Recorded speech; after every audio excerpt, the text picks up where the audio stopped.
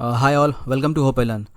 तो इस वीडियो में हम लोग देखेंगे कि किस तरह भारत ने आखिरकार जो ईरान के अंदर उसकी जो कंपनी है ONGC विदेश, ठीक है, oil and natural gas commission विदेश लिमिटेड, इस कंपनी के द्वारा ईरान के अंदर, पर्शियन गल्फ के अंदर रैदर, जो एक गैस फील्ड खोजा गया था, गैस फील्ड जिसका नाम है फरजाद बी। इतनी मेहनत के बाद पर्शियन गल्फ में भारत ने इस गैस फील्ड को खोजा और सोचा कि वहाँ पे ज़्यादा एक्सप्लोर करें और वहाँ से नेचुरल गैस निकाला जाए, क्योंकि कई बार कई कंपनीज को बहुत ज़्यादा समय लग जाता है, बहुत ज़्यादा वक्त बीत जाता है किसी भी क्षेत्र के अंदर वहाँ पे जानने के लिए कि नेचुरल गैस किस जगह पर उपलब्ध है। और भारत ने वो कारनामा कर दिखाया 2008 के अंदर, जब उसने डिस्कवर किया नेचुरल गैस पर्शियन गल्फ के अंदर। बिल्कुल मैं सारी चीज़ें मैप में बताऊंगा, लेकिन उससे पहले ये समझ लीजिए कि जब भारत ने ये डिस्कवर किया नेचुरल गैस कि हाँ इस जगह पे मुझे नेचुरल गैस मिल गया है, तो वापस ईरान ने किस तरह से फिर से बैक स्टेप किया है। क्योंकि इंडिया और ईरान के बीच में रेगुलर मीटिंग्स चल रही थी कि हाँ उन दोनों की सहमति से इस नेचुरल गैस को एक्सप्लोर किया जाएगा, अगर मिलेगा तो वहाँ से फिर एक्सकवेट किया जाएगा। लेकिन इतने सालों के मेहनत के बाद इंडिया की जो कंपनी है ONGC विदेश लिमिटेड, इतने सालों की मेहनत के बाद जब ये पता चल गया, जब ONGC ने पता कर लिया कि नेचुरल गैस उसे मिल गई है, तो उसके कुछ सालों के बाद ईरान ने ये कहा है कि ये प्रोजेक्ट जो है नेचुरल गैस को एक्सकवेट करने का, वो ONGC को ना दे करके वो अपने ही देश के एक कंपनी को वहां से नेचुरल गैस एक्सकवेट करने की अनुमति दी है। और इसी कारण से भारत के 400 मिलियन US डॉलर की जो संपत्ति है, जो इसने इन्वेस्टमेंट किया था, वो पूरी तरह से पानी में डूब गया है। तो भारत के साथ ऐसा क्यों हुआ? क्योंकि आप देखोगे कि चाबहार रेल प्रोजेक्ट भी भारत ने, तकरीबन 1 साल होने जा रहा है, भारत जो चाबहार रेल प्रोजेक्ट भी बनाने वाला था ईरान के अंदर, वो कॉन्ट्रैक्ट भी भारत के हाथ से निकल गया था। और ये दूसरा सेटबैक है कि भारत को फिर से नेचुरल गैस मिलने के बाद जब उसे ये अपॉर्चुनिटी मिली कि वो वहां से एक्सकवेट करेगा और ईरान के साथ मिल करके उसे दूसरे देशों में बेचेगा, ये एक ड्रीम ही रह गया। और ये जो प्रोजेक्ट है ईरान जो है वो अपनी ही किसी कंपनी को देने जा रही है। तो बहुत कुछ समझने को मिलेगा, हम लोग मैप से बिल्कुल इसे आसान भाषा में समझेंगे। चलिए स्टार्ट करते हैं वीडियो को। इस वीडियो को मैप तक लेके आ रहा हूँ, मैं नाम रितेश कुमार। तो देखिए, ये हमारा इनक्रेडिबल इंडिया, और यहाँ से जाएंगे वेस्ट की तरफ, पश्चिम की तरफ जाएंगे, और यहाँ पे आपको मिलेगा gulf of Oman. Gulf of Oman को जब क्रॉस कीजिएगा, स्ट्रेट ऑफ हरमूज के रास्ते आपको मिलेगा यहाँ पे ढेर सारा एनर्जी का भंडार, मतलब कि पर्शियन गल्फ। देखिए, पर्शियन गल्फ जो है ये दुनिया की सबसे बड़ी नेचुरल गैस पाइपलाइन फील्ड है। और इस पर्शियन गल्फ से बहुत सारे कंट्रीज जो है यहाँ से नेचुरल गैस को एक्सप्लोर करते हैं और निकालते हैं। तो भारत ने ये सोचा कि क्यों ना इस पर्शियन गल्फ में जा करके नेचुरल गैस की खोज की जाए, ईरान के साथ एक एग्रीमेंट किया जाए, ये दोनों मिल करके नेचुरल गैस की खोज करें। और अगर नेचुरल गैस का पता चलता है, क्योंकि यहाँ पे क्या है ना, बहुत डिफरेंट छोटे छोटे गैस फील्ड्स है, और ये पूरा रीजन जो है ये नेचुरल गैस और तेल से भरा हुआ है। तो भारत ने सोचा कि अगर उन्हें नेचुरल गैस का पता चल जाता है तो इंडिया और ईरान मिल करके इसे एक्सकवेट करेंगे, इसे निकालेंगे, और फिर बहुत सारा पैसा बनाएंगे दूसरे कंट्रीज को इस नेचुरल गैस को बेचने के बाद। और इसी के मद्देनजर देखते हुए भारत और ईरान ने एक डील साइन किया। कब? 2002 के अंदर। 2002 के अंदर ये डील साइन हुआ। और उस समय जो फॉर्मर प्राइम मिनिस्टर थे भारत के, वो थे श्री अटल बिहारी वाजपेयी, लेट श्री अटल बिहारी वाजपेयी। और जो उसमें फॉर्मर प्रेसिडेंट थे वो थे मोहम्मद खत्तामी। खैर, अभी के जो प्रेसिडेंट है ईरान के, उनका नाम है हसन रूहानी। लेकिन उस समय जब ये डील साइन हुई थी, उस समय ईरान के प्रेसिडेंट थे मोहम्मद खत्तामी, और भारत की तरफ से थे late prime minister Atal Bihari Vajpayee.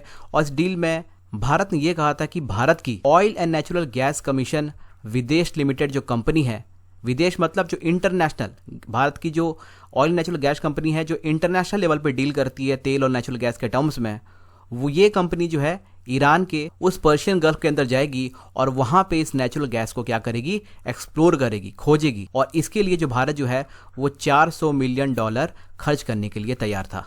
अब देखिए, मैंने आपको बताया था कि इंडिया से वेस्ट की तरफ जाएंगे तो यहाँ पे मिलेगा गल्फ ऑफ मन्नार, और यहाँ पे मिलेगा पर्शियन गल्फ, और इसी के अंदर आपका क्या है?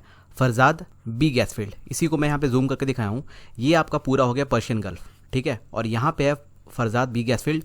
और इंडिया ने 2008 के अंदर यहाँ पर नेचुरल गैस की खोज कर दी थी। तो भारत के लिए बहुत बड़ा अचीवमेंट था, और ईरान भी काफ़ी ज़्यादा शौक हो गया था कि फाइनली इंडिया इतने सालों से, 2002 में आपको पता होगा कि 2002 में डील साइन हुई थी, और साइन होने के तुरंत के बाद इंडिया की जो कंपनी थी ONGC विदेश लिमिटेड, ये यहाँ पे तुरंत पहुंच गई थी और अपनी एक्सकेवेशन, उनका जो एक्सप्लोरेशन था वो उन्होंने चालू कर दिया था। और तकरीबन 6 साल के हार्डवर्क के बाद भारत को इस फरजाद बी में नेचुरल गैस भारी मात्रा में मिला। लेकिन शायद इंडिया के नसीब में ये नेचुरल गैस नहीं था, क्योंकि देखिए 2002 में ये डील साइन हुई थी, 7 साल के बाद ये जो डील थी ना, ये 7 साल इसका एक्सपायरी पीरियड था, मतलब कि ये 2009 में एक्सपायर होने वाला था और 2008 में इंडिया ने इसे फाइनली डिस्कवर किया। तो यहाँ पे ईरान ने बहुत स्मार्टली तरीके से प्ले किया और उन्होंने भारत को बोला कि ठीक है, अब चूंकि यहाँ पे नेचुरल गैस मिल गया है तो हम लोग दोनों को यहाँ पे रेल बनाएंगे, रोडवेज बनाएंगे, चाबहार पोर्ट बनाएंगे, और भारत को इन्हीं सब चीज़ों में उलझाए रखा। अब देखिए कि इससे पहले कि ईरान और इंडिया उस नेचुरल गैस का एक्सकवेशन करते, उसको निकालते, 2010 में 2010 में बराक ओबामा ने ईरान के ऊपर सैंक्शन लगाना स्टार्ट कर दिया, प्रतिबंध लगाना स्टार्ट कर दिया, और उन्होंने बोला कि ईरान जो है वो तुरंत न्यूक्लियर बम जो है वो बनाना बंद कर दिया और अमेरिका के साथ न्यूक्लियर डील को साइन कर ले। और उसके बाद एक के बाद एक आप देखोगे कि ईरान के ऊपर हमेशा से यूएस ने सैंक्शंस लगा के रखा है। और उसके बाद फिर आप देखो कि जब डोनाल्ड ट्रंप भी पावर में आए तो उन्होंने भी ईरान के ऊपर एक के बाद एक सैंक्शन लगाना स्टार्ट कर दिया ईरान की इकोनॉमीज पर। और जब से 2010 के बाद ईरान के ऊपर सैंक्शन लगा है, अमेरिका ने भारत को अलर्ट कर दिया और उसके बाद से ही भारत ने ईरान के साथ इस मैटर पर, नेचुरल गैस वाली मैटर पर ज्यादा बातचीत की नहीं, क्योंकि भारत के ऊपर अमेरिका का प्रेशर था। तो इंडिया जो है वो बीच बीच में वेट करता रहा कि कब ईरान के ऊपर से सैंक्शंस हटेंगे और वो ईरान से फिर बातचीत करेगा और फिर एक्सकवेशन स्टार्ट करेगा नेचुरल गैस की। इस बीच एक दो बार ऐसे मौके भी मिले जब सैंक्शंस हटा ईरान के ऊपर और भारत ने फिर से ईरान को अप्रोच किया और उन्हें बोला कि चलिए हम लोग काम स्टार्ट करते हैं। लेकिन जितने बार भी भारत को ऐसे अपॉर्चुनिटीज मिले, उतनी बार ईरान जो है किसी ना किसी मैटर को इशू बना करके उन सारे प्रपोजल को रिजेक्ट करता चला गया। और अब देखिए कि 2021 में जो अभी यूएस के जो प्रेसिडेंट है वो है जो बाइडेन, और वो कभी भी ईरान के ऊपर से सैंक्शंस हटा सकते हैं।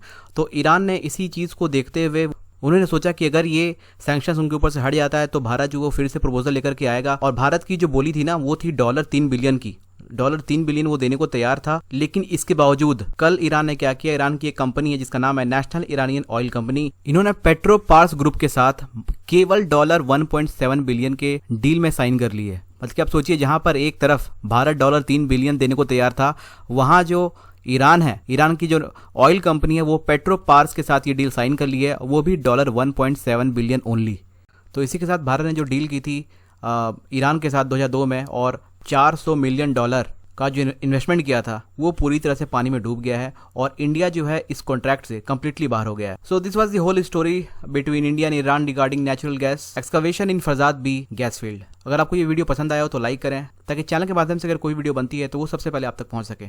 अगर आपको इस वीडियो का PDF फाइल चाहिए तो डिस्क्रिप्शन बॉक्स में टेलीग्राम चैनल का लिंक दे दिया गया है, आप वहां से जाकर के टेलीग्राम चैनल को ज्वाइन कर सकते हैं। So thank you, have a nice day.